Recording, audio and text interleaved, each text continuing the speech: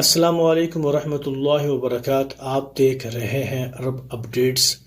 سعودی عرب کے حوالے سے خبر شامل کرتے ہیں کہ جدہ بلدیہ کا خوانچوں یعنی فروٹس اور سبزیاں فروشوں کے خلاف آپریشن۔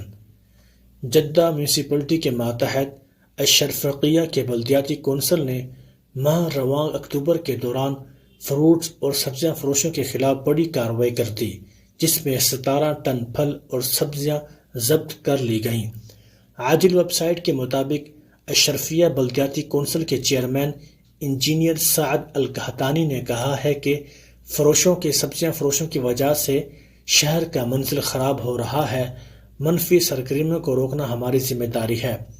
القحطانی نے توجہ دلائی ہے کہ فیلڈ ٹیموں نے الرویس، اشرفیہ، النسیم اور الورود محلوں میں خوانچہ فروشوں کے خلاف کارروائی کرتے ہوئے 17 ٹن سے زائد سبزیاں اور پھل ضبط کر لیے گئے۔ اس کے علاوہ 60 سے اوپر ریہڑیاں بھی قبضے میں لی گئیں، جبکہ ان تمام مقامات کو جہاں فروٹ اور سبزیاں فروش پھل اور سبزیاں فروخت کر رہے تھے انہیں صاف کرا دیا گیا۔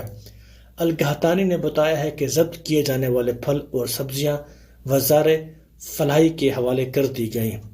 تو آج کے لیے اتنا ہی، دعاؤں میں یاد رکھیے گا۔ السلام علیکم ورحمۃ اللہ وبرکاتہ۔